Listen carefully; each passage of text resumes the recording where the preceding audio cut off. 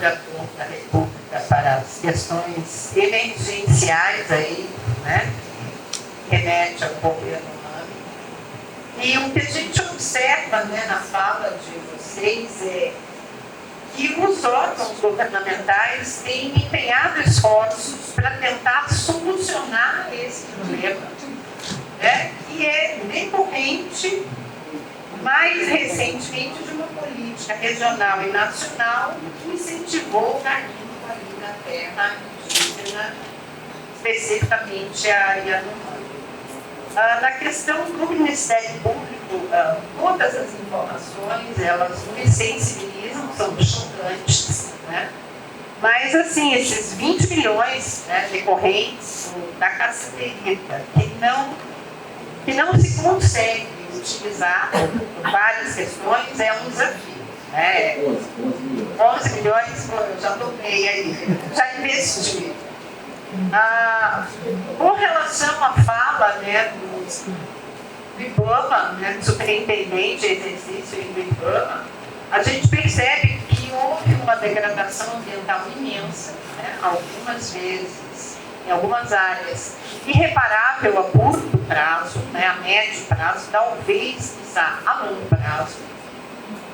Com essa degradação ambiental, a gente tem escassez, contaminação da água, né, não só pelos dejetos do solo, mas pelo mercúrio, o que contamina as águas e elimina a ictiofauna, que são os peixes, e afeta toda a biota ao redor disso, gera insegurança alimentar e gera morte. Né? Quebra toda uma cadeia. Eu sou bióloga e eu fui ali me remoendo, né? E a relação das pessoas. Você revolvendo o solo e eu fui revolvendo aqui dentro. Isso desestrutura as sociedades, né? Ou a sociedade de uma maneira geral, os conflitos de gerações e tudo que o Parimé colocou. E os desafios que o IBAMA vem enfrentando, né, também para tentar minimizar e solucionar o problema da invasão.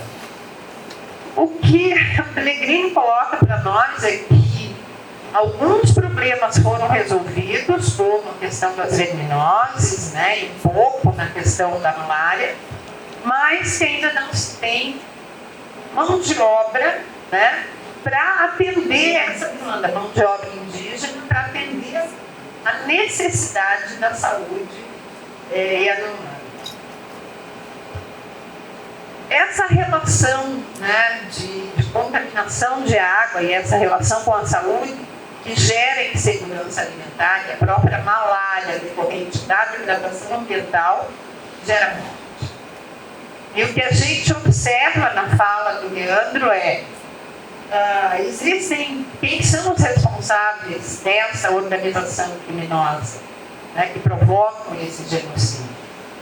Então, tudo gera morte, né? No fim, a gente tem aí a desestruturação da sociedade, a insegurança alimentar e a crise instalada.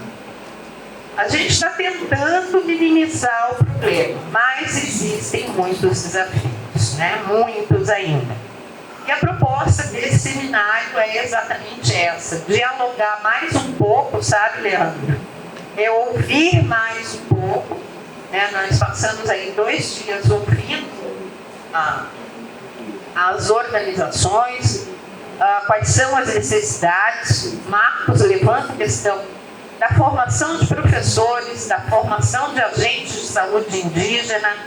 Se falou também na formação de agentes agroflorestais, de agentes ambientais. Então, como é que nós podemos nos organizar de forma a atender essa demanda que a gente percebe nas falas de vocês, mas que isso já foi falado anteriormente pelos próprios representantes das associações indígenas, né?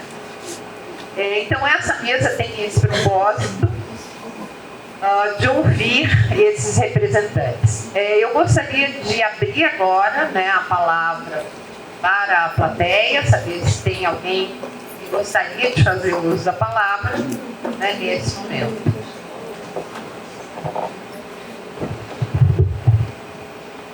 Boa tarde a todos. Eu vou fazer uma fala depois, posteriormente, ao diálogo com a mesa, com os expositores. Muito obrigada pela exposição de vocês. Está cumprindo realmente o nosso propósito, porque nós estamos ouvindo. E essa consulta, Leandro, exatamente de uma maneira simbólica, esse seminário é como se fosse uma consulta.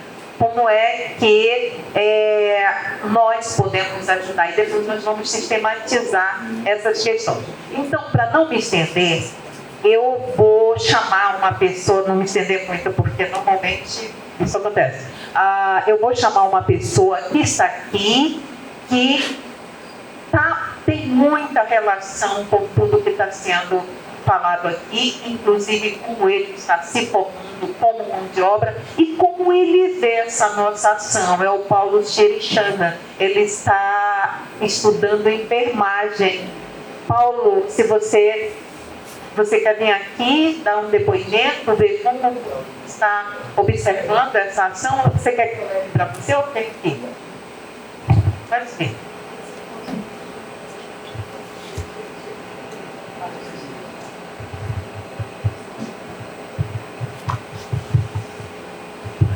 Boa tarde.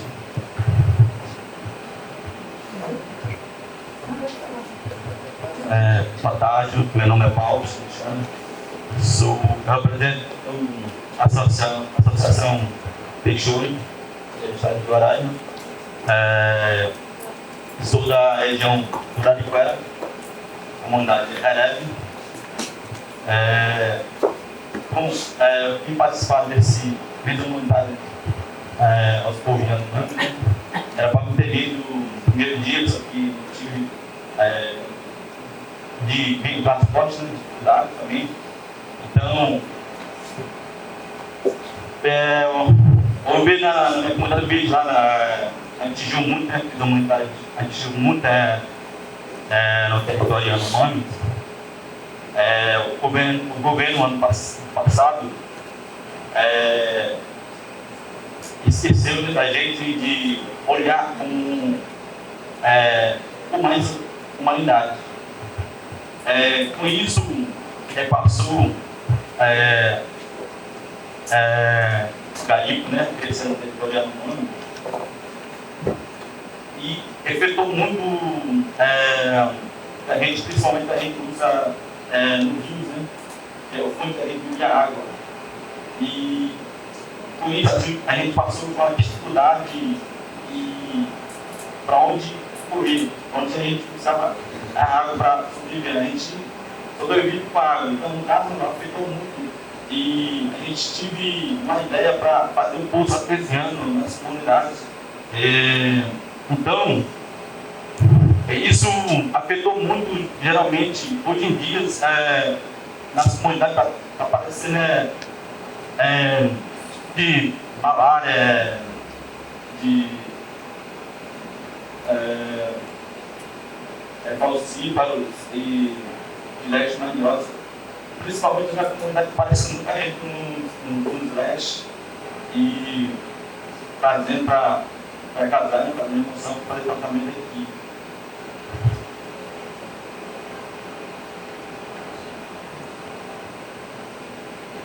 E nas bases, né, sobre o garimpo,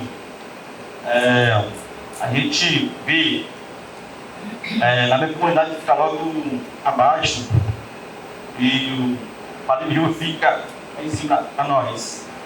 A base fica lá em cima, só que para nós aqui ficou aberto. Então o garimpo ficou o garimpo do mesmo jeito, continuou trabalhando ainda.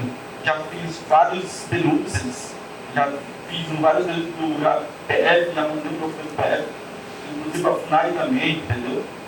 E então ficou aberto para nós, a base ficou lá em cima, e para nós o garimpo continua.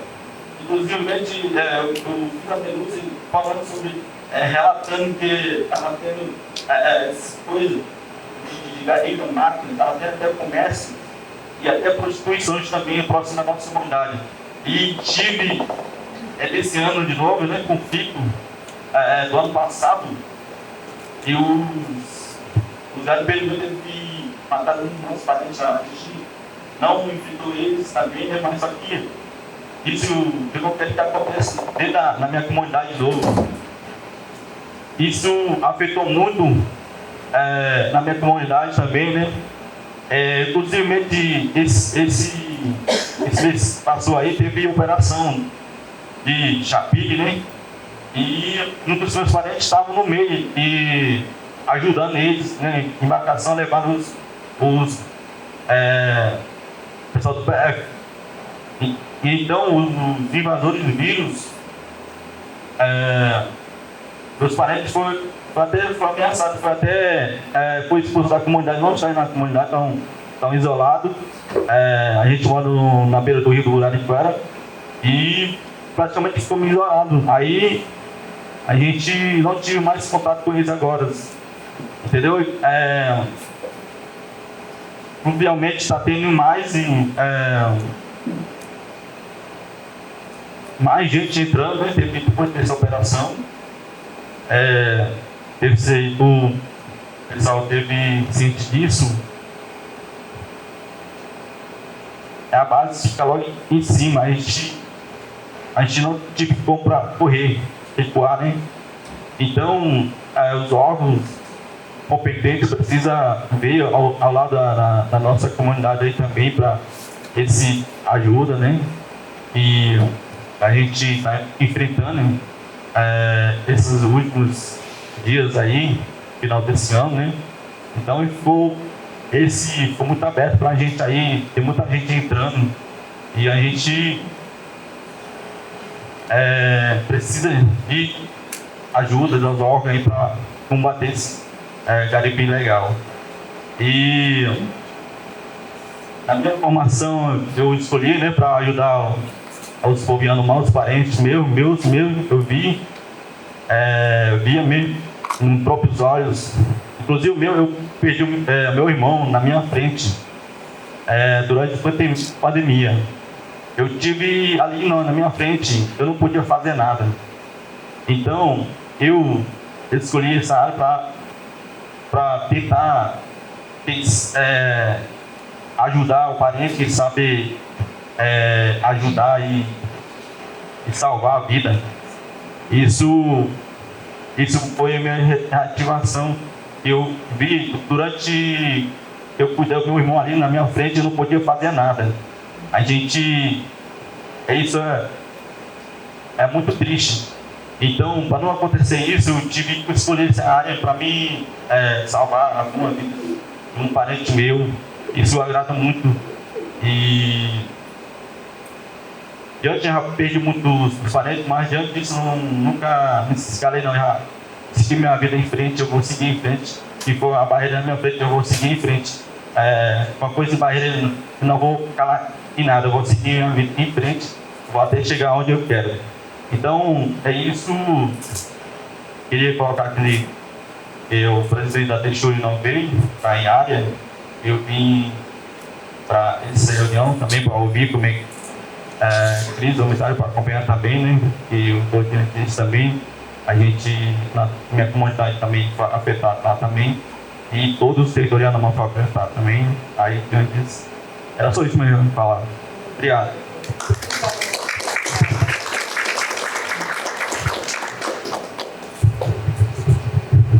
Mais alguém gostaria de trazer o uso da palavra?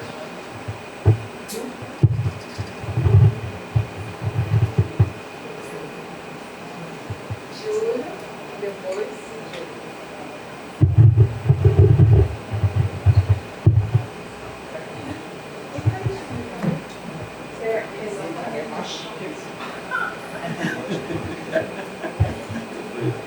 Oi.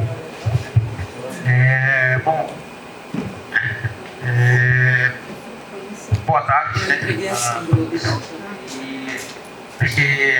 Parabenizar, né, a mesa pelas falas. É importante a gente ouvir, né, as pessoas que estavam linha de frente, né? Vamos digamos assim. Em nome do povo Yanomami e em nome da Uri Associação Yanomami, né? Parabenizo, né? E principalmente IBAMA, né? Desde a declaração em fevereiro, fui o primeiro chegar, né, na TI de Yanomami.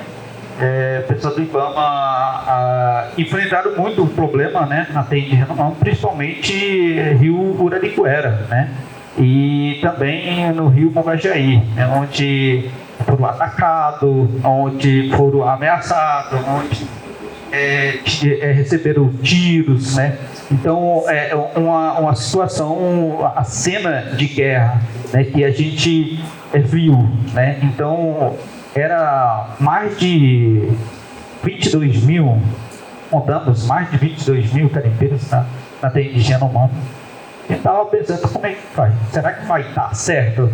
Eu sou IBAMA, né, indo nas comunidades, e depois, né, chegou a Força Nacional, né, a polícia, para apoiar, para ajudar a TI de Yanomami. Então conseguiram expulsar 95% dos carimbeiros. Então foi limpado, né, na TI de Yanomami. Mas mesmo assim demorou muito o exército dar a mão para o povo Yanomami, né? Então por isso demorou muito também retirada dos carimbeiros, né? E quanto a CESAC, né, o distrito de Yanomami, o coordenador Marcos Pellegrini está quase completando 90 dias, né? E também fazendo parte do COI, né, a emergência que foi instalado e pelo presidente, né? Então vimos as situações da TI de Yanomami, né, que ainda estamos enfrentando, né? Essa situação não foi resolvida, como o próprio coordenador fala.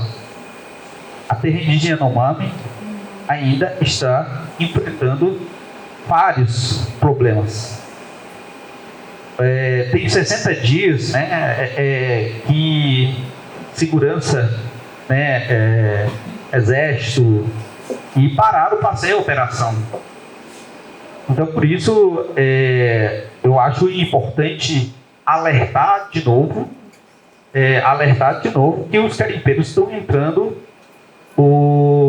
onde a IBAMA tirou, principalmente Rio Marimiú, que o pessoal do saúde não consegue fazer missão, né, ou resgatar um paciente de aproximadamente 1 quilômetro de barco, né, tem que ter escoltado.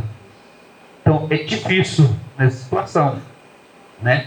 E o Ministério Público Federal também, né, que foi grande parceiro, né, a pessoa do Ministério, o Dr. Alisson Marugal, né, desde em 2020, 21, 22, a gente vindo acompanhando, né, clamando, são vários pedidos de ação, vários que o Ministério Federal, né, fez recomendações e não foram atendidos, né? E também, como o próprio IBAMA falou, que a gente vê isso na mídia, que o próprio governo passado, que praticamente segurou todas as operações para acontecer na TI de Yanomami, né? Então, isso a gente vemos, né, quando que pelo procurador, né, foi mostrado aqueles fotos lá que foi real na TI de Yanomami, em Roraima. Tudo isso em Roraima, né? Tudo isso que aconteceu na TI de Yanomami foi em Roraima, né? Quando a gente fala na TI de Yanomami, né, as situações, questão de alimentação é uma das prioridades. Porque fome mata, fome dói. Porque o povo Yanomami, por que o povo Yanomami está passando fome?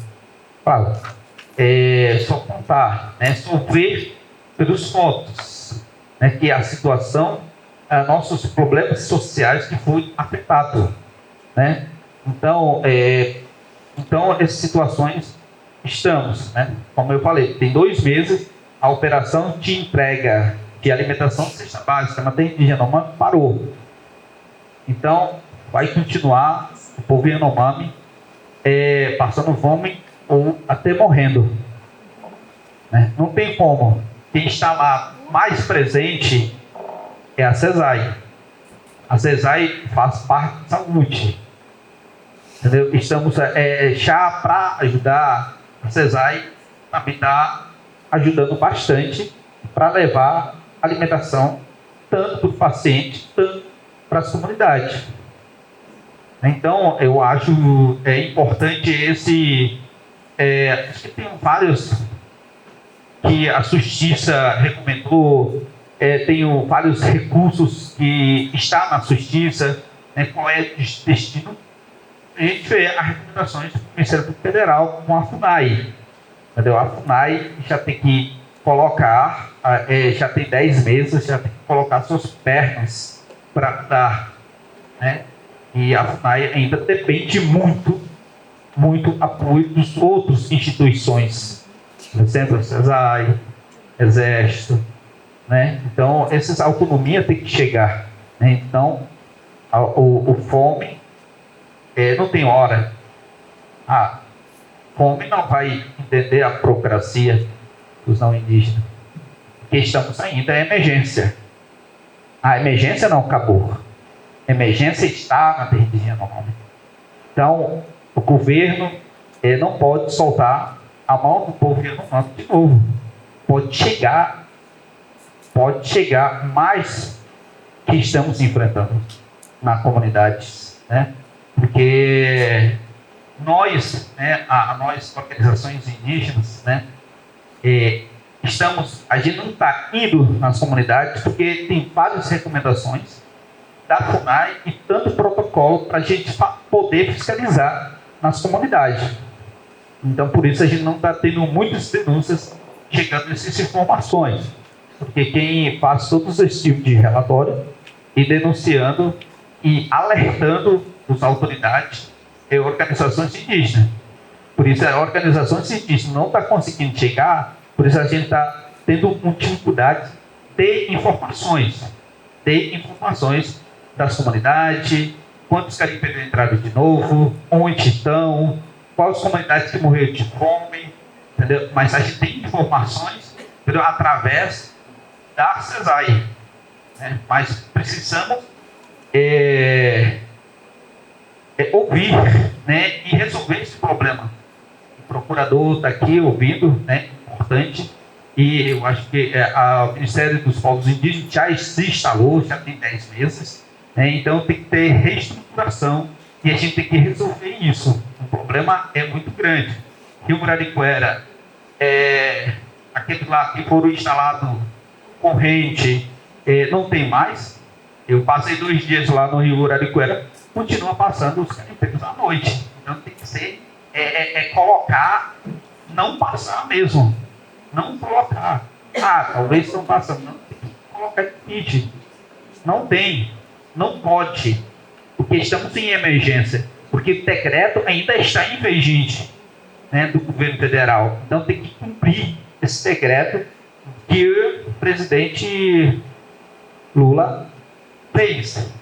Entendeu? Então, é isso, Eu, último, queria saber se esse slide aí, se a gente pode compartilhar, vocês podem compartilhar com a gente, ou mandar nossos e-mails para a gente ter informações, porque a gente não tem essas informações, Então, no final, parabenizo de novo o IBAMA, parabenizo o Yanomami e o Ministério Público Federal, que sempre foram no nosso lado, trabalhando com a gente e protegendo, tentando, né?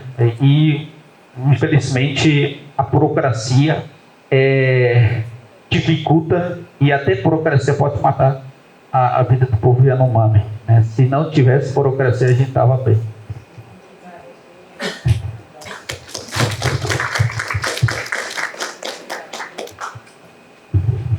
Chamo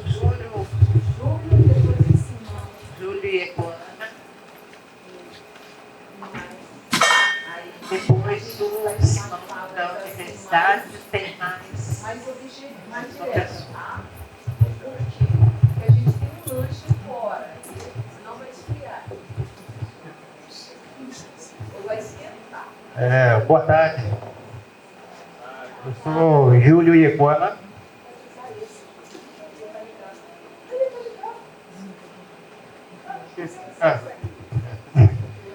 Sou Júlio Iequana, presidente da Associação Onaceru Iequana, do povo Iequana, né?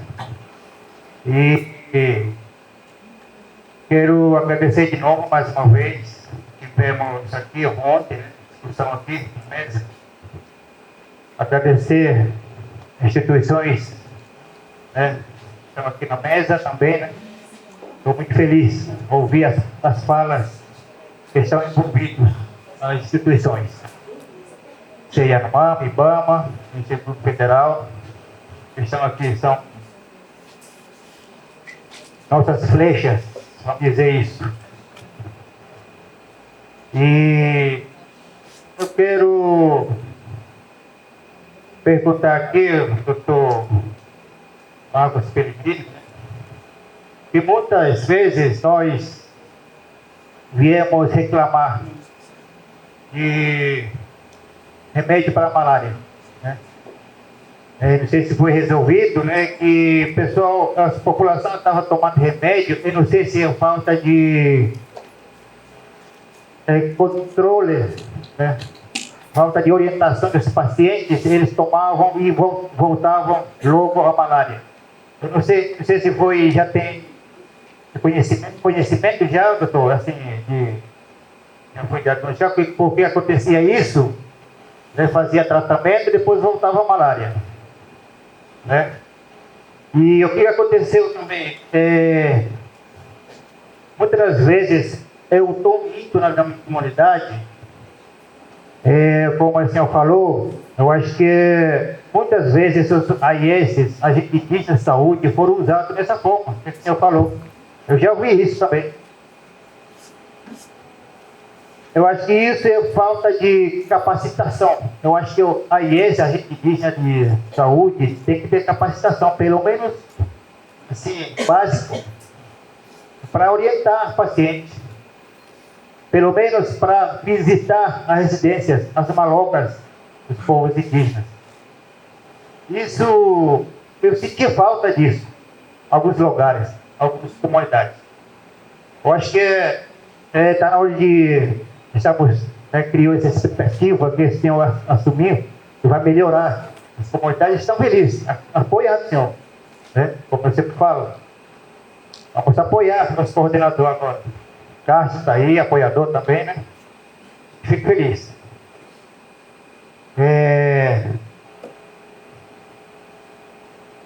E para o IBAMA, Parime, né? Hoje, os invasores começaram a entrar de novo. Grande preocupação nossa agora. No Rio Uraricuera, já estão voltando aviões sobrevoando, né? E o rio começou a sujar de novo. Dá para perceber agora. Antes começou a operação, né? E melhorou muito. Agora está voltando a sujar o rio.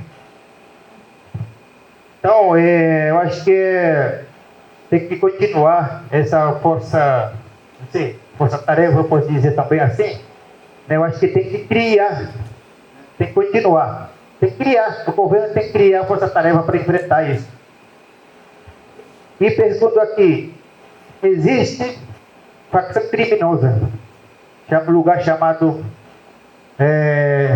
esqueci o nome, Tatuzão, próximo Tatuzão, próximo Mutum, um pouquinho para cima. E ali tem facção criminosa. Eu recebi recentemente informações da comunidade, que a comunidade foi ameaçada, né? A comunidade resolveu ir caçar por lá, aí eles ameaçaram. Botaram pistola, armamento para eles voltar. Intimidaram. Então, isso é muito grave. Existe isso para enfrentar? Tem alguma ideia para enfrentar as facções criminosas? Eu acho que já tem que planejar. Tem que ter ideia de que forma vamos enfrentar as facções criminosas. Isso é grave. É muito grave. O meu povo está sendo ameaçado lá em Huaycás. Não é só Huaycás, Palimiú também, né? E muitas vezes também, como os militares, fizemos reuniões e pessoal da guarda, militares que estão lá no Palimiú, eles estão esperando ordem. Ele já está lá para fazer trabalho, para fazer atividade, para combater o garimpo. Às vezes esses militares têm turma, né? Tem pelotão lá, tem militar, tem tenente, comandante lá, ordena que os militares fiquem sentados, não fazer nada. Não tem porquê, não tem ordem. Ele sempre fala isso, não tem ordem, não tem que fazer nada, não tem ordem aqui. O que está acontecendo? E então eles deixam o garimpeiro subir e descer. Eu tenho as informações. Sempre recebo informações. Então, eu pergunto isso, né? Não sei se vai poder responder também, né? E outra coisa, procurador, por que esse criminoso é solto? Quem que fala isso? Juiz do quarta vara da justiça que libera.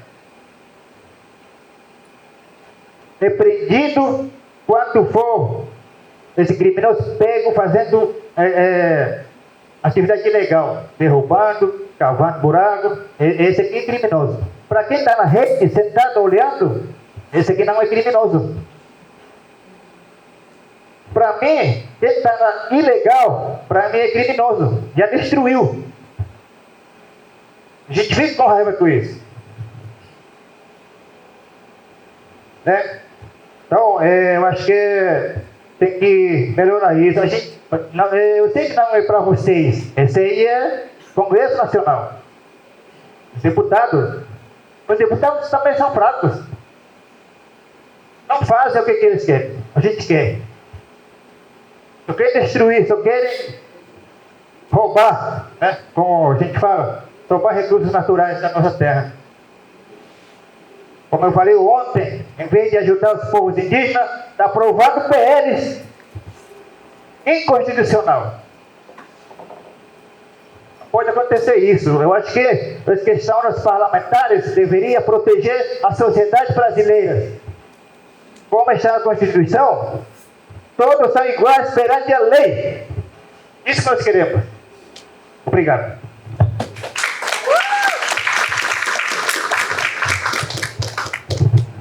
Simão.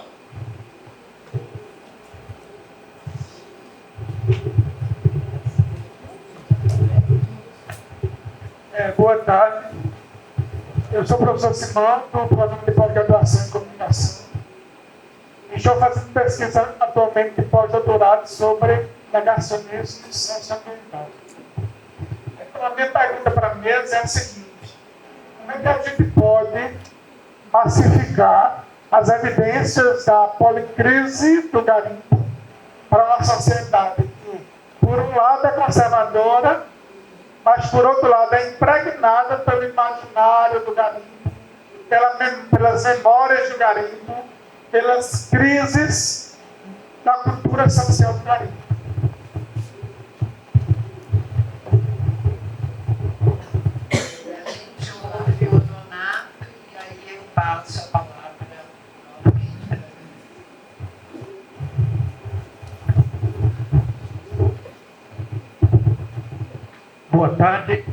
me chamo Raimundo Nonato e quero agradecer, quero parabenizar mais uma vez, né, a universidade por esse evento, e não posso deixar de dar visibilidade a um problema que a gente precisa resolver agora, né?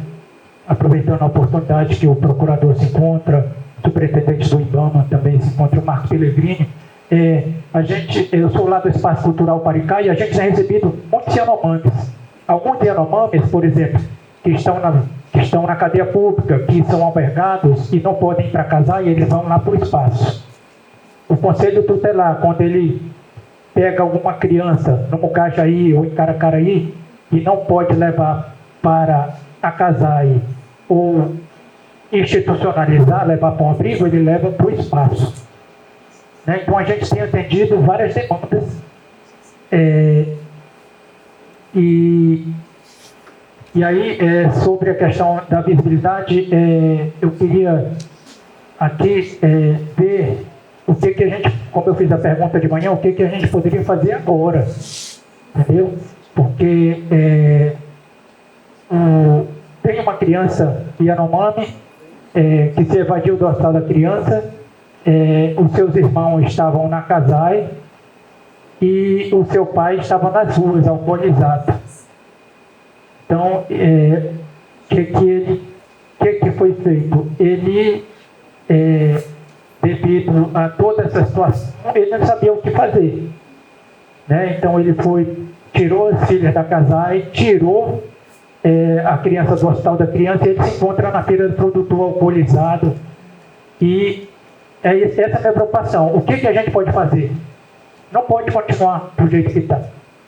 Essa situação de vulnerabilidade. Para concluir, como eu falei de manhã, que se nada for feito com os Yanomami, porque ele é Xexena, né, lá do Ajarani, se nada for feito agora, né, os Yanomamis do Ajarani irão desaparecer. Né? Então, assim, por que eu estou falando isso? Hoje à tarde, recebi a informação que o grupo de Yanomami que estava se deslocando da Missão Catrimônio para Roraima, para Boa Vista, né? Ele se encontra na vicinal do Ajarani e eu recebi a informação de que todos estavam com malária, né?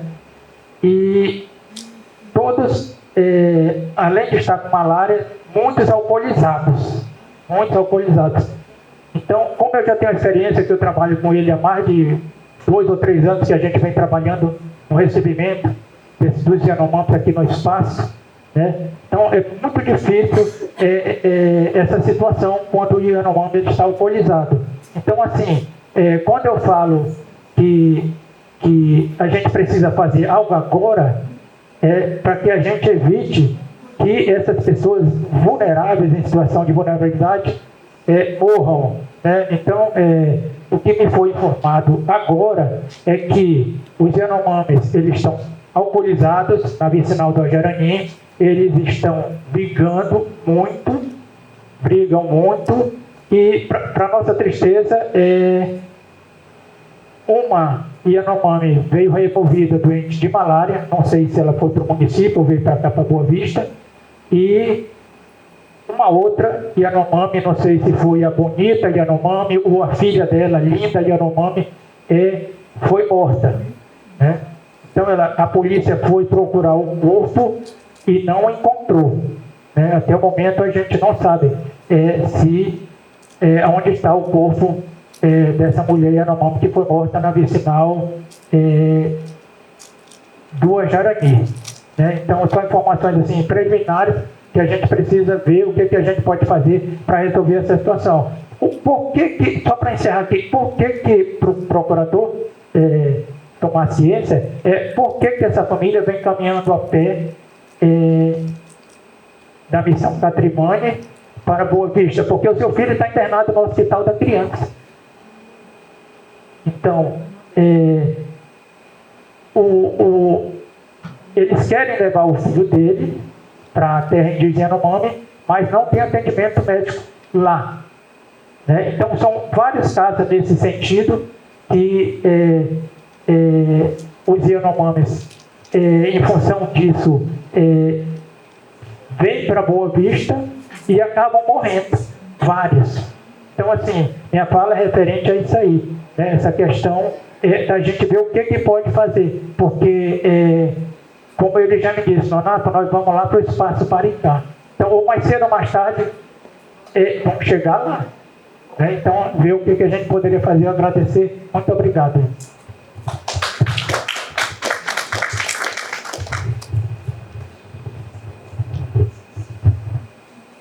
Eu vou passar a palavra para a mesa, né, para responder as perguntas, se for possível, e já pedir para vocês fazerem as considerações finais para a gente dar andamento à programação.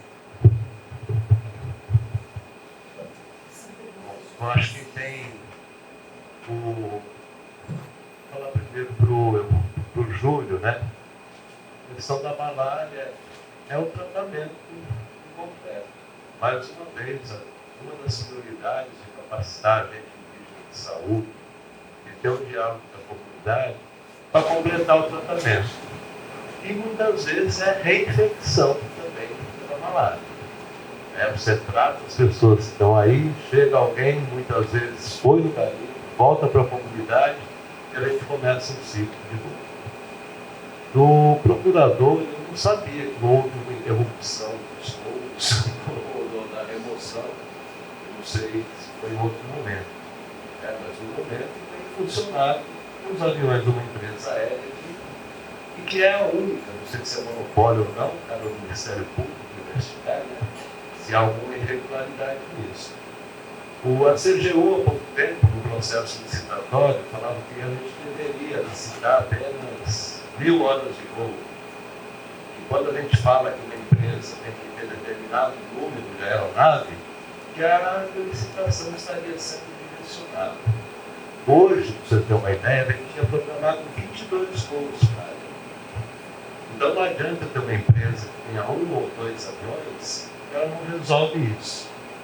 Isso a gente tem dialogado com a Procuradoria Geral da União, todos os processos, pelo menos quando eu estou à frente do distrito, a gente faz consulta à Advocacia Geral da União e estamos abertos aos órgãos de controle. O caso do Ajadari, você sabe que a Comissão Patrimônio dessa região não é uma questão de agora e que não dá para resolver agora. A CESAI tem atendido dentro da medida do possível, mas só que não tem só a família da Bonita, a família do fulano, a família do ciclano. Nós temos 30 mil pessoas que estão lá. Temos comunidades, regiões que têm 200 pessoas com malária, que estão lá, e como eu disse para você, não tem esse supermercado onde eu pego aqui mais 2, a gente deveria não lugar. A gente tem cuidado, tem critérios técnicos, epidemiológicos para definir as prioridades de ação. Uma das prioridades morais e éticas é procurar beneficiar o maior número de pessoas possível com recursos escassos. Então é muito difícil, na situação de emergência, atender caso a caso individualmente. Então, se tem uma família, eu não entendo direito essa criança, normalmente quando fica alguém internado, a CESAI tem providenciado que os acompanhantes permaneçam. Agora, é um problema social que já se estende do Chechena há pelo menos 50 anos. E faz 50 anos que essas pessoas têm sido à margem das rodovias e cada vez mais têm acesso à cidade. Sobre o chamamento público, o procurador falou, não é uma licitação. A CESAI conduz o chamamento público para atender os 34 distritos do Brasil. E eu não sabia que o secretário teria dito que é um programa de consulta, mas poderia originar um programa jurídico, um programa na plataforma onde essas propostas foram carregadas até o mês passado. E por isso tem um novo chamamento, que já foi lançado procurando isso. eu acho também que as investigações da Caivás têm problemas de prestação de conta. Eu não tenho conhecimento disso. Sim. Não existe, fora do processo, né? Você tirar de uma hora para outra uma empresa, uma organização que tem aí contratado quase 1.000 funcionários e fazer esse processo de transição durante a emergência, o que eu tenho feito como coordenador é me aproximar e cobrar as regras que tem no convênio. E, até o momento, esses 2 meses que eu estou ali, tem cumprido com uma certa dificuldade. Bom, eu acho que não dá, era isso.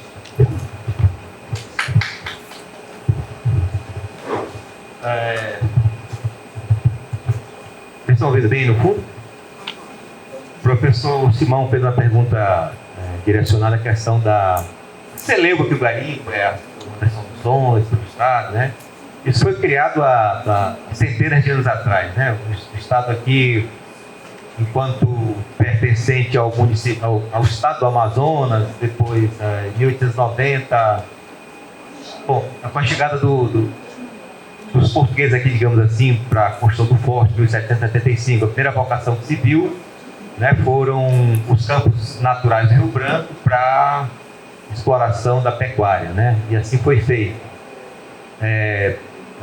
Nas margens, no Rio Branco existiam os pesqueiros reais, não sei se alguém ouviu falar, né? Os pesqueiros reais, Boca da Mauá e mais 3 pontos em que eram destinados exclusivamente à exploração de pescado para ser exportado, para ser levado para a coroa portuguesa lá na Europa, né? Então, você vende esses produtos.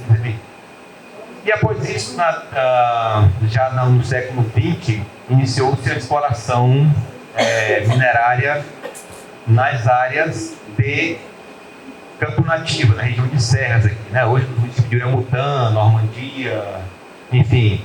Então, houve nesse momento, né, nos anos 30, 40, 50, até 60, mais especificamente, uma entrada muito grande de imigrantes nordestinos que adentraram nessas áreas para a exploração minerária, tanto no Brasil, quanto na Venezuela, quanto nas áreas fronteiriças da Guiana e da Venezuela, né? São poucos os roraimenses, por exemplo, que não tenham parentes que não tenham garimpado, tenham antepassados, ou como é que se diz, como é que posso falar?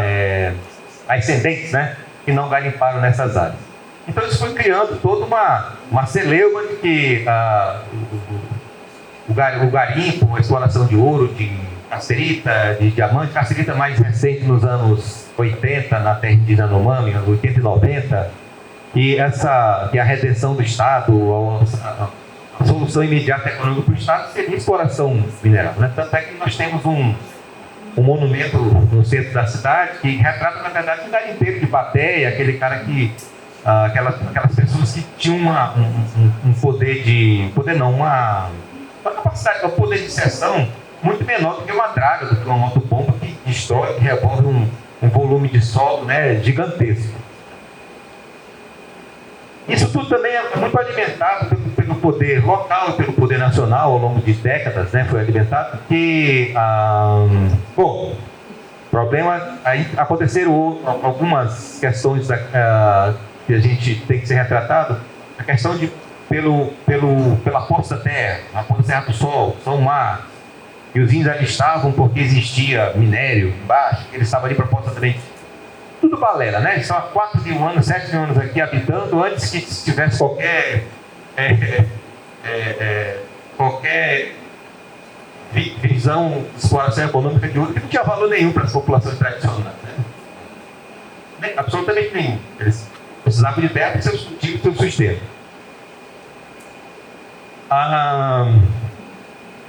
Pois tem a própria questão do petróleo, que as pessoas ficam assim, a gente vê muita discussão vazia de barzinho, né? De onde a gente está presente. Que tem petróleo na Venezuela, que tem aqui do outro lado, e aqui, porque aqui no Brasil tem aqui, agora que tem petróleo, estão escondendo, e os índios estão em cima, né? Tem milhares de toneladas de ouro na Serra do Paribe do outro lado. Assim, você explicar para um cara desse a questão, uma formação geológica diferente, que são subplacas diferentes, né? E a formação geomorfológica, são coisas díspares, completamente diferentes, não entendem. As pessoas têm uma visão muito curta, né? Não tem profundidade teórica nenhuma para falar o que falam, muito menos para ouvirem a verdade mínima, né? E isso, claro que sucedeu na Terra do Nome, né? É propagado, claro, que o garimpo tem altos rendimentos, né? Isso é uma grande mentira, que só quem lucra com o garimpo são os grandes empresários, né? E as pessoas envolvidas, diversas classes, da classe política, das classes governantes, que estão envolvidas no garimpo para sustentar. O cara que a gente diz orelha seca, né? Aquele que a orelha dele seca no sol, queima no sol, garimpando, ele fica completamente exposto e vulnerável num garimpo a uma terra sem lei, né? A regiões remotas em que o Estado não está presente de maneira nenhuma.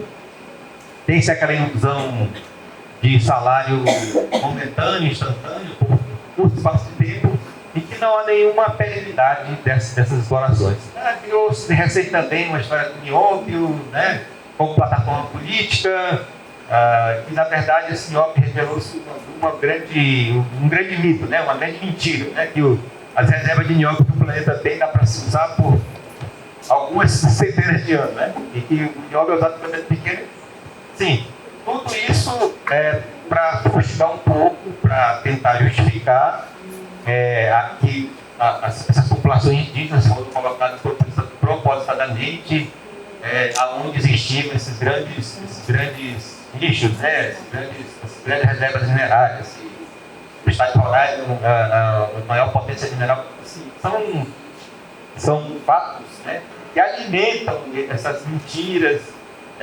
E hoje, com o efeito dessas redes sociais, dessas fake news, dessas desinformações, é difícil, né?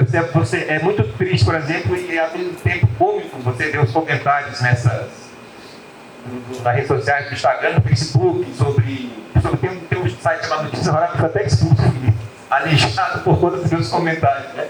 Contrárias às idiotices que a gente escuta ali. A população claramente apoia o garimpo.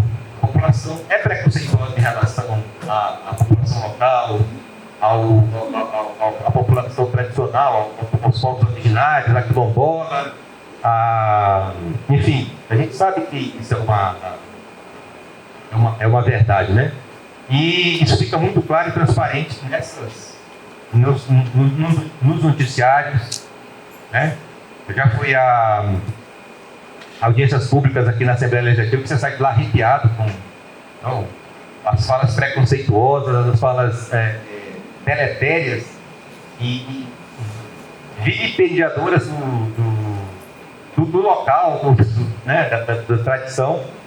É uma guerra homérica. Parabenizo você por estar trabalhando essa linha, né? Mas, infelizmente, essa questão da exploração fácil, do ouro abundante, da riqueza mineral que está sob os pés, né? Uma população preguiçosa, incapaz, ela permeia toda essa massa mental que existe, né? Professora Sandra da Pessoa, como é que existe uma coisa que a gente chama sofrimento difuso. Esse sofrimento ele existe, né? Nossa, quanto ouro, quanta casterita, que não pode ser explorado, isso seria redenção, isso dá para pagar dívida externa brasileira, que não ouvi nada da década de 70, desde que eu era criança, né? Uma coisa que a gente ouve. Como desconstruir isso, né? Como isso somente mostrando as verdades, né? Por estudos científicos, comunicados, nós aqui que fazemos um pouco de ciência, um pouco de técnica, só a gente é capaz de fazer essa desconstrução, né?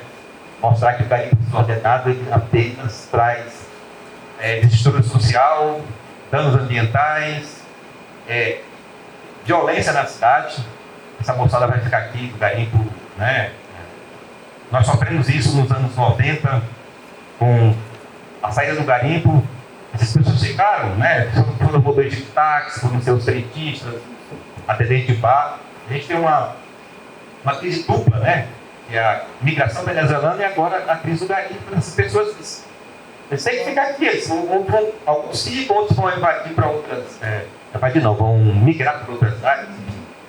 E o garimpo, na verdade, ele é usado como válvula de escape também, propositalmente por política de governo para ocupar essa mão de obra está desocupada e precisa ter pelo menos uma experiência momentânea de vida. É isso. Só para terminar, o que a gente tem que fazer, por exemplo, a gente tem um trabalho interessante enquanto IBAMA, né, nas áreas indígenas do Lavrado, que é contratar a mão de obra local para fazer um trabalho de manejo de ecossistema, né, criar esse pertencimento, trazer os comunitários. A gente contrata 150 pessoas só indígenas para trabalhar conosco. Eles passam 6 meses com a gente qualifica essas pessoas. Eles crescem. Um colega nosso trabalha de Serra da Moça, nos Estados Unidos, passou 20 dias lá, né, trabalhando com o incêndio florestal nos Estados Unidos, com a questão de educação ambiental. Então a gente tem, logicamente, infelizmente, aqui a gente vai perder essa pessoa para o Serviço Florestal Americano, que eles vão contratá-lo por ser um expoente, né, sair daqui da Serra da Moça. O cara é instrutor de incêndio florestal, está curso no Brasil inteiro. Nós temos excelentes pessoas, né, que trabalham conosco, e a gente já treinou algumas centenas ou milhares de brigadistas e trabalham conosco, e a gente tenta integrar eles nessa questão do manejo do seu território, do manejo da sua vegetação, do manejo do gado mesmo, do manejo de pastagem, enfim, trabalhar com queimas controladas, e manejo de queimas, com queimas prescritas, para evitar diminuir o número de grandes incêndios, né? E a mesma coisa com os Yanomami, a gente vai ter uma oportunidade interessante agora, se formos capazes, né, se pensarmos bem na questão da recuperação, da restauração dessas áreas degradadas, que tem que ser as pessoas que estão lá para trabalhar esse trabalho, né? Com agentes socioambientais, agentes ambientais, o nome que for, né? Agente de proteção ambiental, enfim. O nome que nós quisermos dar, mas quem conhece o território, quem vive diretamente no território, são eles têm que ser a principal fonte de correção desses danos feitos do garimpo. Agradecer mais uma vez a professora Sandra, e a gente sempre está lá de portas abertas, né? A gente tem muito mais trabalho em todas as áreas, a gente cuida do Estado todo, e os enfrentamentos políticos internos são grandes, né? A gente, na verdade, o propósito parece o mesmo, mas a gente tem um pouco de resistência nas esferas locais, nas nossas ações. Muito obrigado.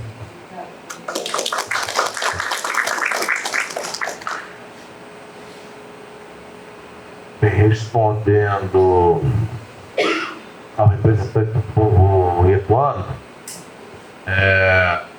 a pena para o garimpo ilegal, 6 meses a 1 ano. É uma pena muito pequena. Então, isso não fundamenta hoje uma prisão preventiva. Então, a pessoa flagrada cometendo esse crime não permanece presa. Mas, aqui na minha apresentação, eu fiz uma lista dos outros crimes, né? Então, os autores intelectuais, né, a organização criminosa, quem estiver por trás desse garimpo, fazendo lavagem de dinheiro, esses você já vai ter ali um outro quadro, a soma de todas as penas, e aí você pode conseguir, sim, né, uma prisão preventiva. E nesses crimes de mineração ilegal, nos quais eu atuo, em vários lugares do Brasil, eu acho que é muito interessante a apreensão da máquina.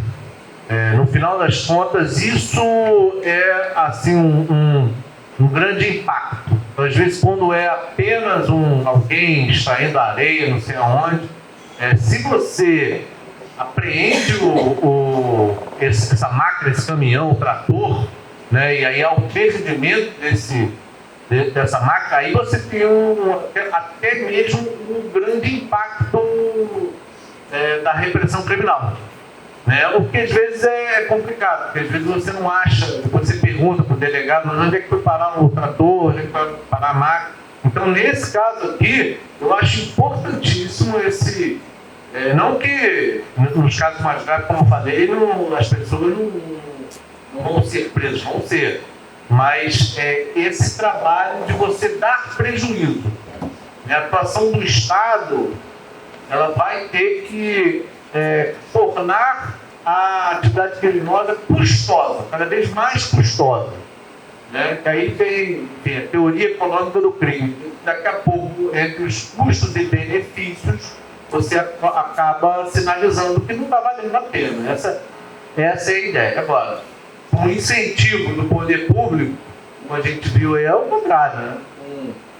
Né? Um aparato todo dizendo, não, vai lá, é isso aí. Aí complicava, né? Agora a gente espera que mude. Eu queria também, para fechar, falar de um outro tema, que a gente falou aqui, né? Essa própria questão de uma ausência de alternativa, né, para os povos, e aí tem essa questão do garimpo ser uma atividade lucrativa, então você tem, né, muitos indígenas mesmo praticando garimpo. Eu queria abordar aqui uma coisa que eu não vejo muito sendo discutida, que é a questão do turismo, né? Vai ser debatido agora mês que vem, não sei se é mês que vem, novembro, início de dezembro, tem que ver, em Maturacá, Amazonas, né?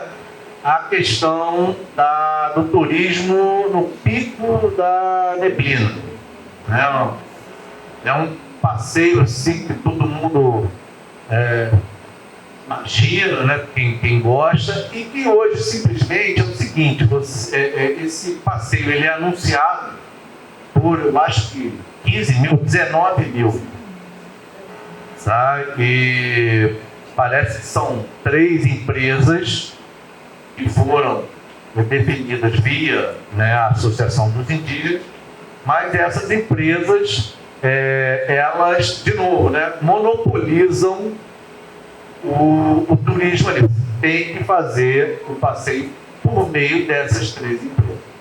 E aí a divisão, o representante do IBAMA estava me explicando, fica aí 60% com os indígenas e 40% com essas empresas.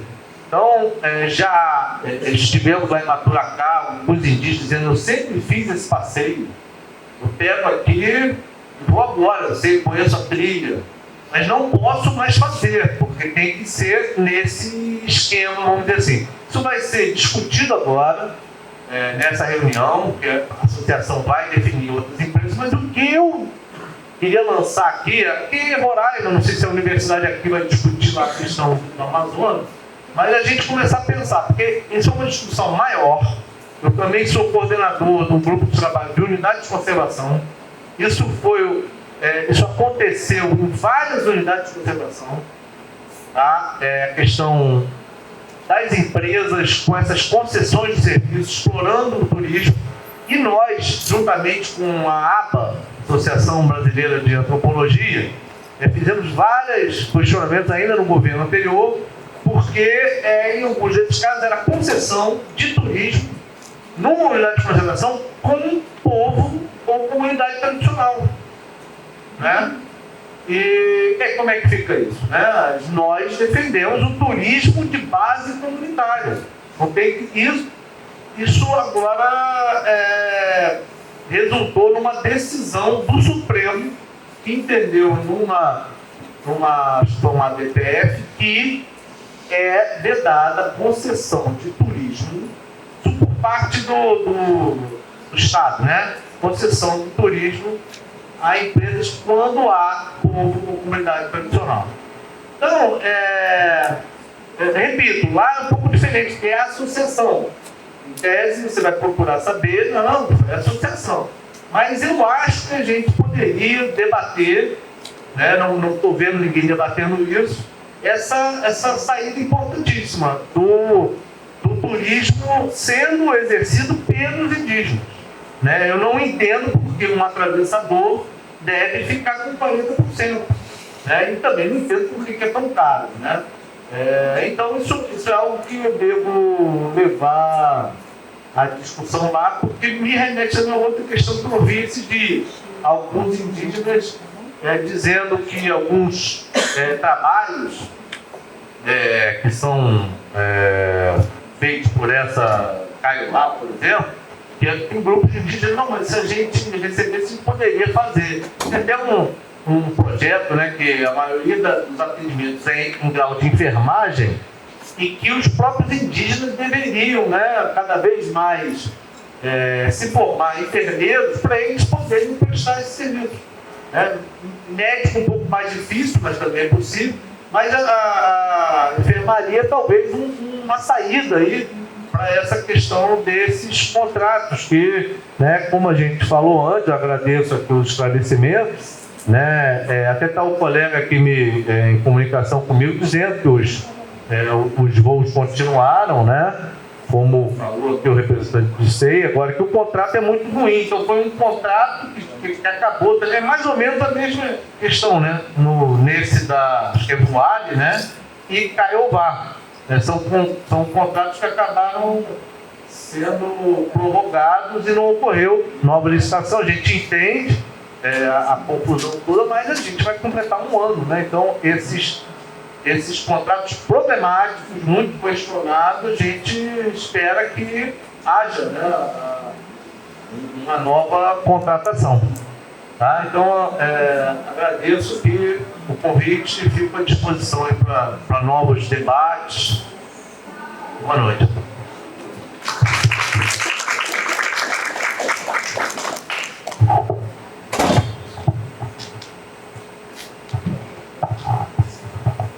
Eu gostaria de agradecer imensamente a disposição, né, do coordenador do DICEM Yanomami Ecoana, os superintendentes.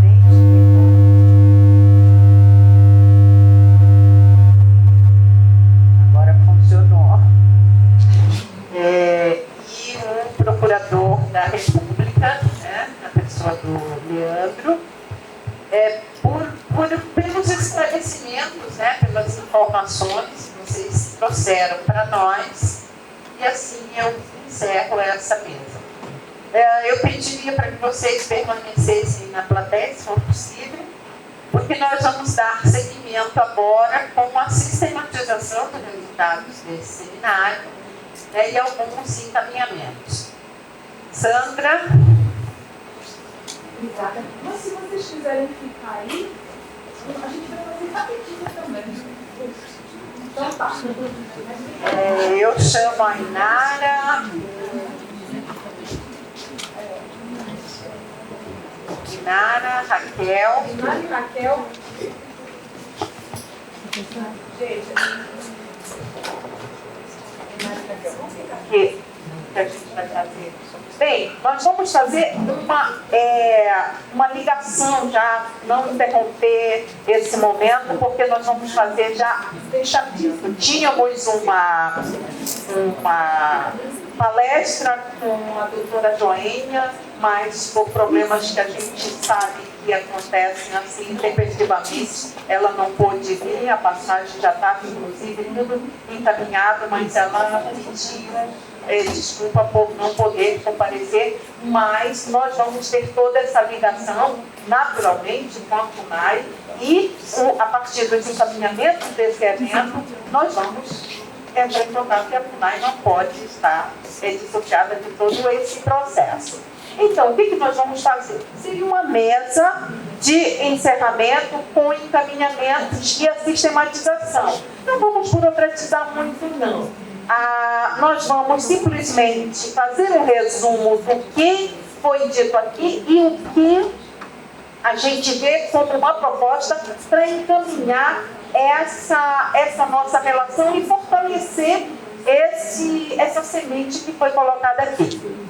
Qual é a dinâmica aqui? Participei da primeira mesa, quem estava aqui viu, nós tivemos a palestra do Davi.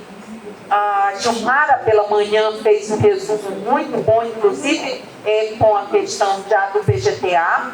E tivemos também uma palestra do histórico de toda essa questão que nos colocou nos demonstrou como esse processo ele vem caminhando e como chegou até aqui. com a Loreta, né?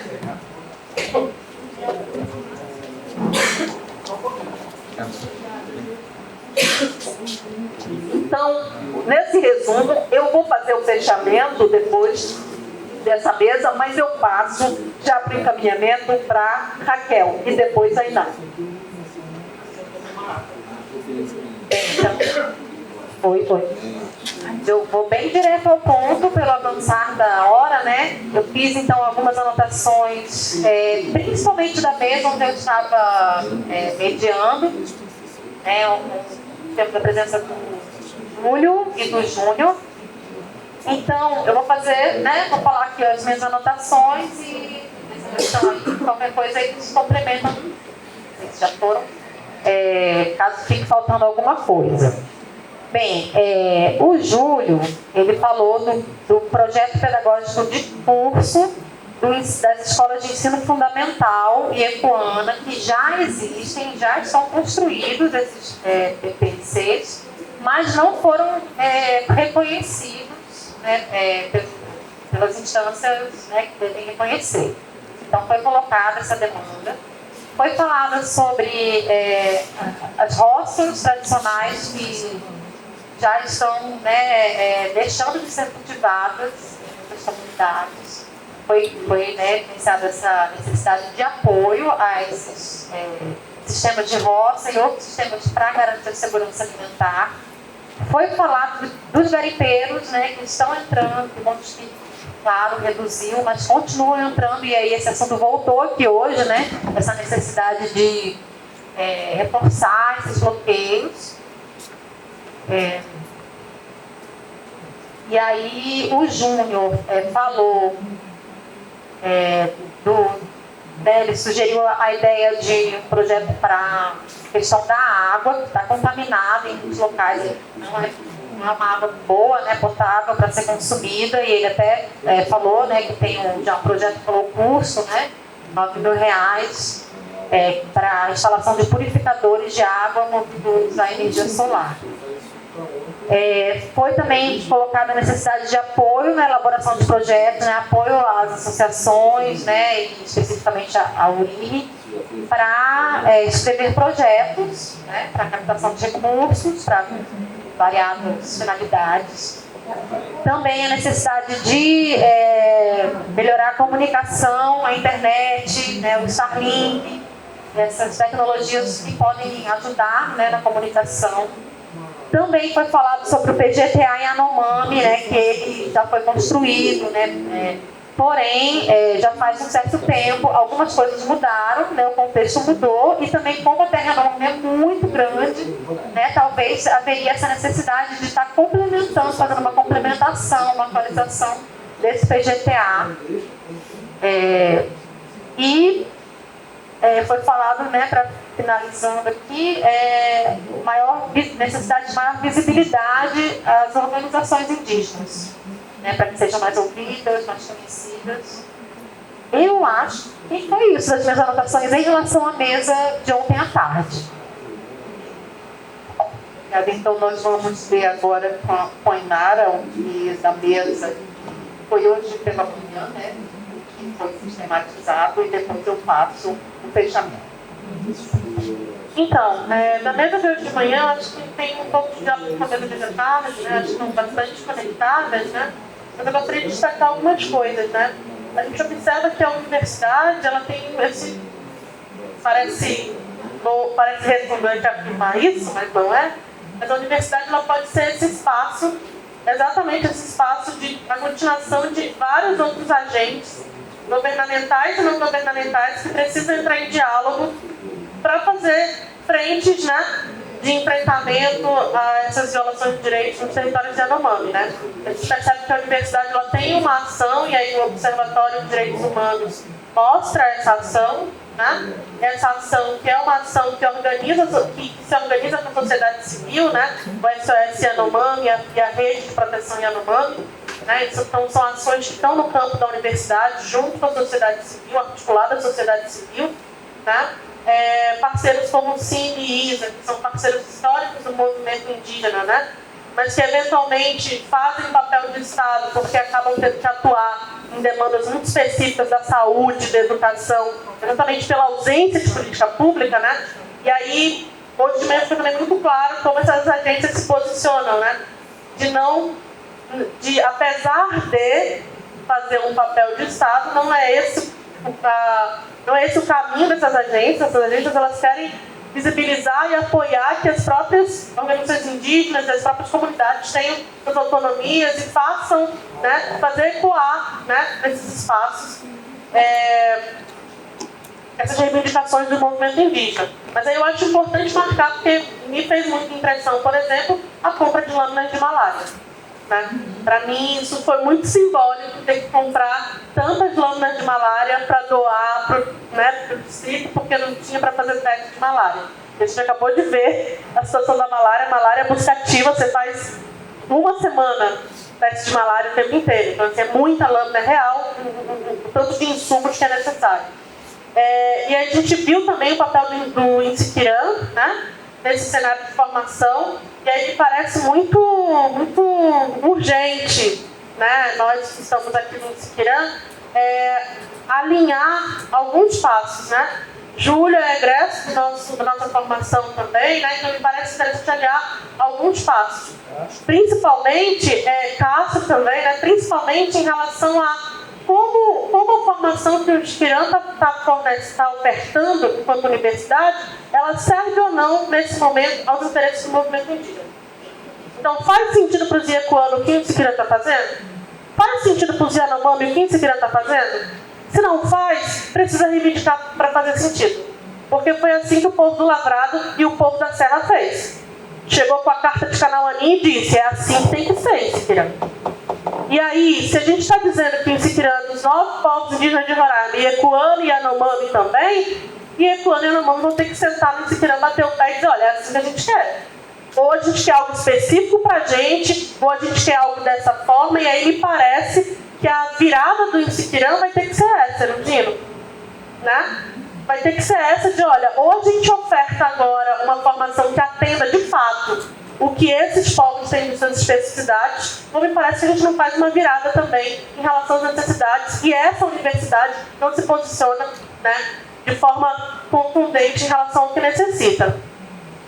Por fim, já juntando um pouco com o que, né, esse lugar da universidade como mediação da sociedade civil, e aí eu penso que a participação do Nonato e as várias vezes que a gente ouviu falar, né, dessa situação do Espaço Paricá, a própria participação da professora Edna, que está aqui, também tem uma experiência, me parece também que a sociedade civil precisa de um espaço de escuta e de diálogo, né? Então, assim, é importante ouvir essas pessoas que estão fazendo atuações paralelas, né, essas atuações paralelas, autônomas, voluntárias, né? E me parece importante ouvir e fazer a escuta desse processo. Então, acho que não há espaço nos espaços governamentais, né? Então, a universidade pode ser esse espaço não só da escuta, né, mas da mediação da sociedade civil com esses outros agentes. Eu acabei de sentar ali do lado do procurador e perguntar dele, me explica como é que funciona, por acaso, se a universidade receber esses bens apreendidos e a gente, a partir dos bens apreendidos, doar para os projetos que a gente conhece. Como é que funciona isso aí? Com quem que conversa para a gente resolver isso? Eu falei que não era comigo.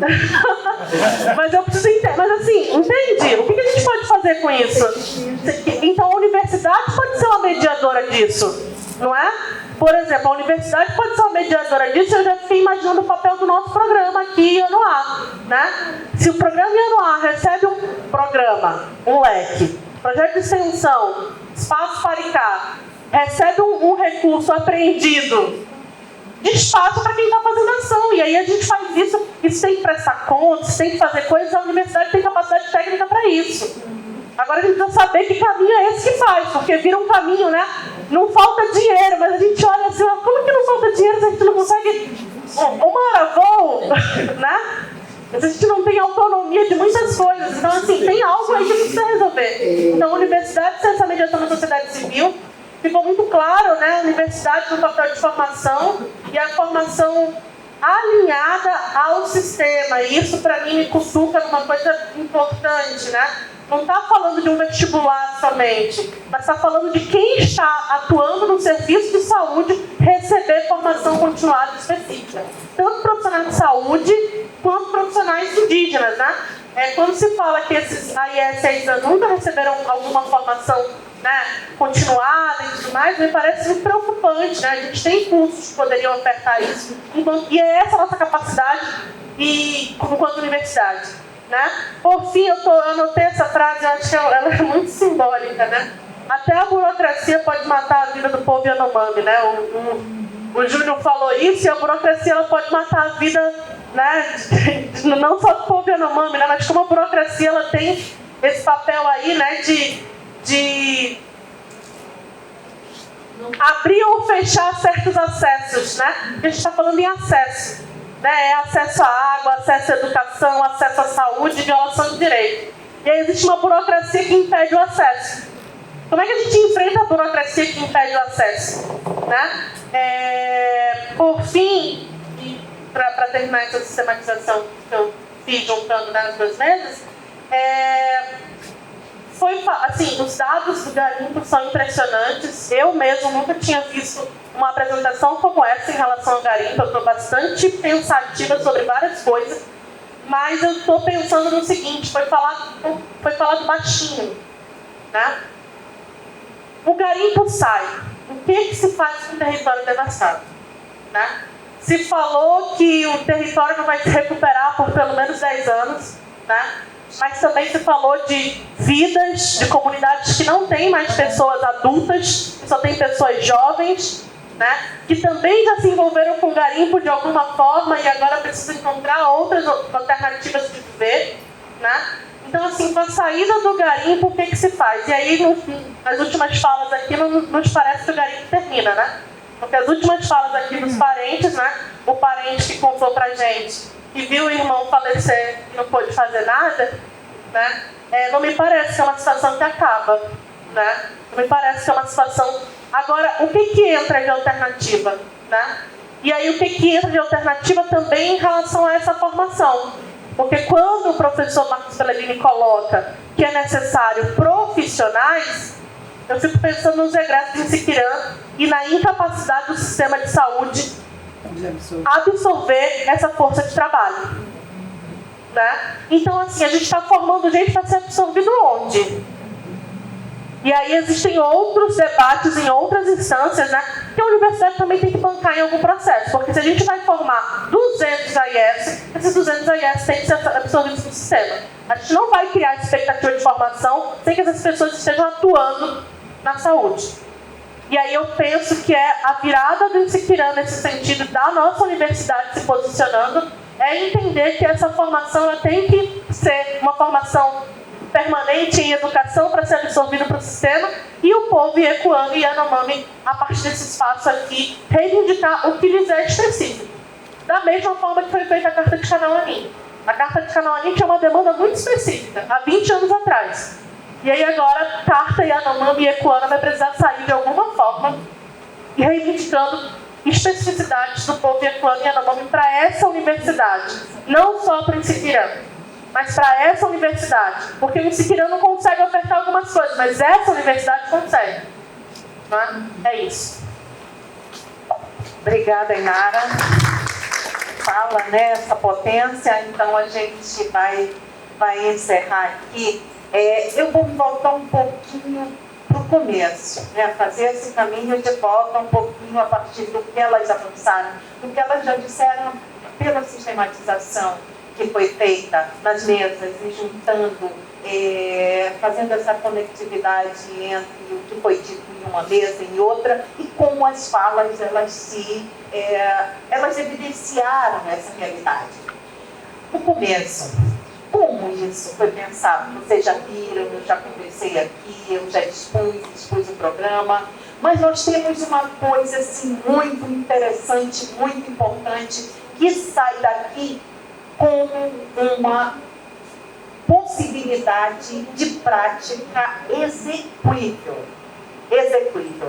É nós estruturarmos projetos, grupos para efetivar este centro de formação no Ajarani, centro de formação indígena na terra.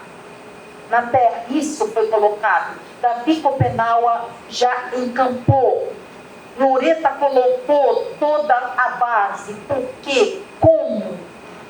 Aí, a gente tem que criar um sistema ainda? Não, ainda não, mas esse sistema pode sim ser encaminhado a partir dessas ações, dessa sementinha. Como nós podemos fazer isso? A partir dessas sistematizações, o que nós debatemos aqui, vamos fazer uma ação onde vamos estruturar, colocar na pele do papel o que foi exposto aqui, e vamos fazer um laboratório, estruturar um laboratório de estudos da terra indígena Yanomami. O que significa esse laboratório? Não vamos criar um grupo de estudo formalizado, um CNPq, um grupo de pesquisa, porque isso nós já temos. Eu tenho há 20 anos que trata de tudo isso e sabe muito bem realizar eventos e sair livros. Sabe muita coisa boa também. Não vamos minimizar o que a gente faz, como não tem a sua importância. Mas nós chegamos a um ponto que nós estamos discutindo continuidade da vida. Continuidade da vida é mais do que uma teoria conectada com uma prática, onde a gente identifica o ponto que ela não foi efetiva para que essa vida siga a partir dos filhos, dos netos e da geração futura. Que, voltando um pouco para o que envolve a sustentabilidade, nós iríamos ver como nós estamos tendo essa condição de falar, de pensar junto, de dialogar, de ouvir. Como é que a gente pode dar condição, mesmo quando nós não estejamos aqui, mas que nós fiquemos? Ficar a partir do pensamento, ficar a partir da ideia, ficar a partir da teoria, ficar a partir da prática. Mas não uma prática que não seja uma praxis. Uma prática que realmente se possa transformar numa realidade. E foi isso. Foi isso que, quando eu comecei, desculpe o começo, mas isso aqui só aconteceu por conta de um grupo que aceitou. Pelos professores que estão nesse grupo, pelo nosso grupo de pesquisa sustentabilidade socioeconômica ambiental, que trabalha as questões indígenas, trabalha a questão do mercado, da economia tradicional, do saber do pensamento tradicional, da ciência do conhecimento tradicional, aliada à ciência do conhecimento científico. Nós trabalhamos isso. Tem livros, tem eventos, tem palestras, tem artigos, mas chegou naquele ponto. Eu estou nessa caminhada, não vou mais poder estar dando continuidade a esse grupo, não vou mais poder coordenar. Professora aposentada tem as limitações, então pensei, como a gente pode dar condição para que isso continue? Mas não é continuar algo que já vem acontecendo, é continuar algo a partir da existência do que já está aí há muito tempo. E não é somente a existência de um projeto, não é somente a existência da dor, não é somente a existência da burocracia, é a existência de um outro caminhar, de um outro olhar. E qual é esse outro olhar? É isso que a professora Inara acabou de colocar. Vamos fazer nossas reivindicações para o que a universidade pode oferecer, o que nós podemos realizar nas nossas condições, apesar de nós vamos poder fazer uma carta sobre essas intenções.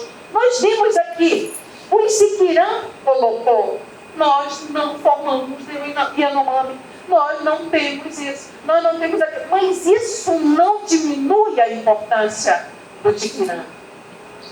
Simplesmente isso reforça qual é a diversidade do nosso Estado, qual é a diversidade dos povos indígenas de Roraima, como é a dificuldade de se atuar nas diversas frentes. Isso nós identificamos quando a gente olha o mapa da terra indígena, do território indígena Yanomami. E quando todos que vêm aqui, eles dizem, Nós não atuamos aqui por essa condição. O Ajarali é assim, o Demini é assim, o Papiú é assim, a Missão Capimânia atua assim, uma ONG ela atua dessa maneira, tem uma outra que atua dessa maneira. Imagine a diversidade que envolve uma universidade no estado com nossas características e que está no contexto de toda a diversidade dos povos indígenas e mais, num território que passou por essa devastação e não é que está passando agora. Então eu me volto para uma pergunta, e já me encaminhando para sistematizar mesmo a minha fala, para uma pergunta que a professora, a Gilmara, representante do CIMI, fez. Ela disse assim, um questionamento. Ela disse, essa sustentabilidade, será que nós vamos ter que ir conversando sobre o que nós devemos fazer? Quantas mortes? Qual é o problema da água? Qual é o problema do solo?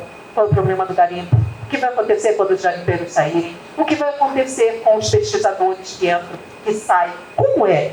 Não, nós não vamos.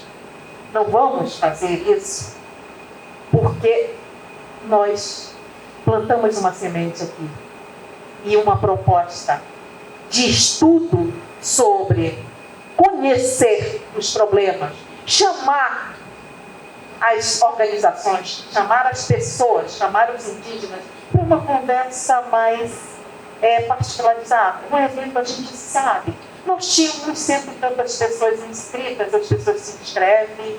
Porque eu não gosto da teoria de conspiração, senão eu ia achar que alguém chegou e se inscreveu tudo no primeiro dia e não veio para bloquear as vagas para o evento.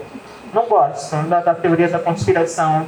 Pero a ver las ailas, como dizem os espanhóis com as bruxas.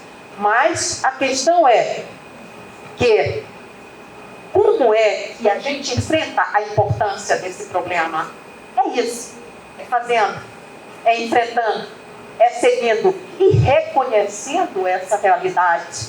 Então nós trouxemos aqui as organizações, as representações e quem queria estar, esteve. Quem queria estar e tem essa ação para estar, enfrenta e vem e se expõe e grava.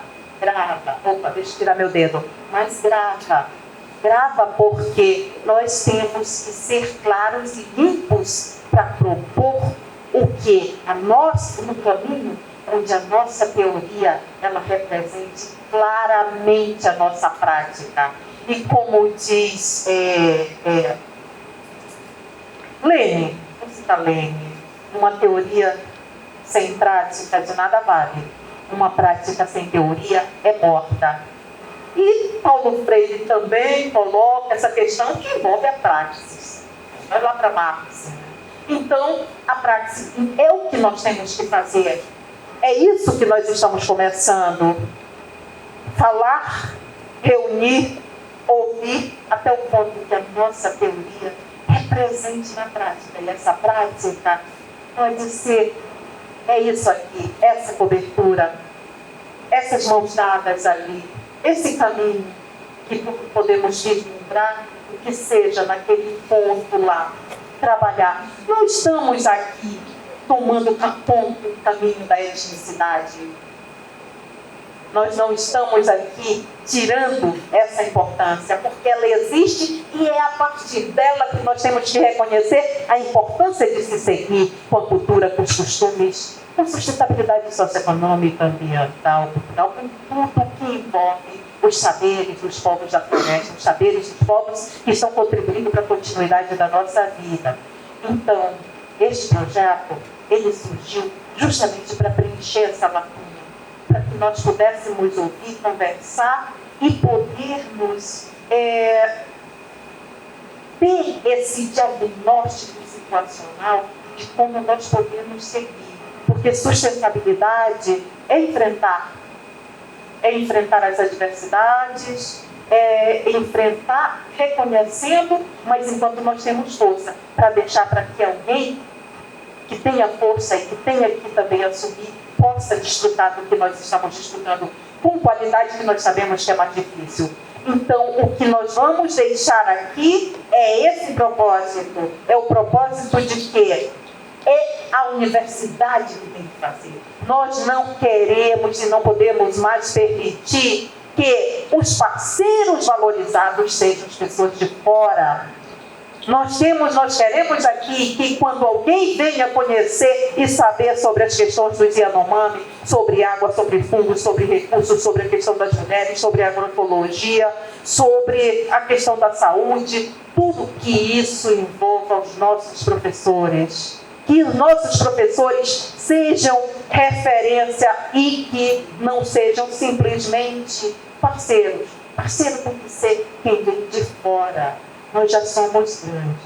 Tem uma frase que diz, é um grande economista, não é o meu mais ali que eu acredito que tenha tido a maior contribuição para a economia, mas ele foi um pragmático que até hoje tem a sua importância para essa realidade. John Maynard Keynes, ele dizia assim, no longo prazo, se nós não fizermos nada, a economia funciona dessa e dessa maneira, a estrutura da sociedade assim, assim, assim.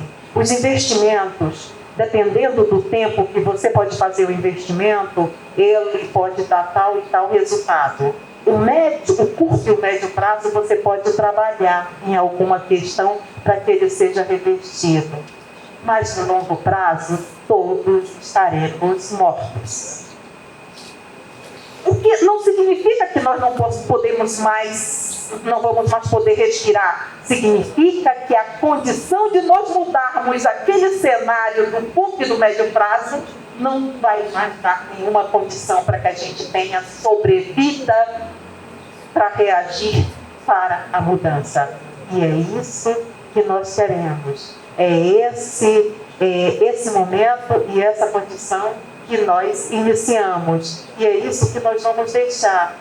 A universidade como instituição, esse não é um programa da professora Sandra, da professora Inara, da professora Silvana, não é da equipe de trabalho, ele é um programa da universidade. Quem estava aqui no início viu que quem se comprometeu foi o reitor.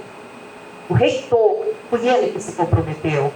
Nós estamos sendo articuladores a partir dos nossos saberes, da nossa teoria, mas nós estamos fazendo prática para que um dia essa prática ela seja tão conversada que ela se transforme em realidade. E é isso que a gente quer. Muito obrigada a todos, de coração, pela generosidade, pelo tempo de vocês aqui.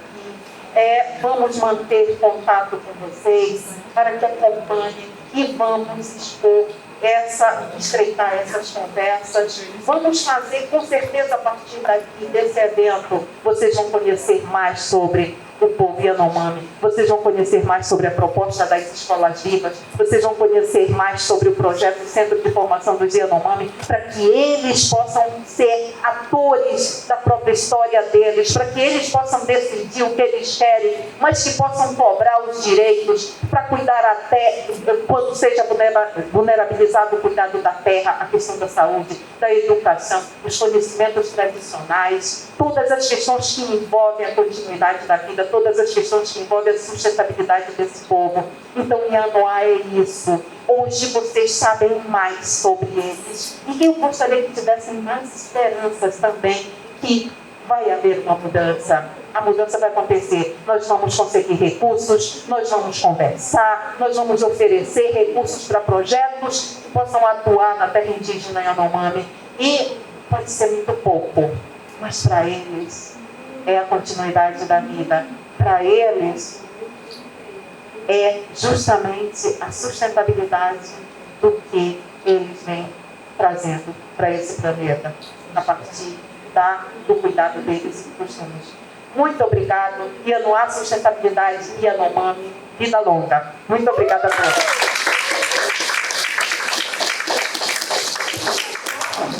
Gente, eu convido a todos para um lanche regional, tá? Bem, para agradecer e para que vocês também sejam alimentados nesse espírito. Obrigada.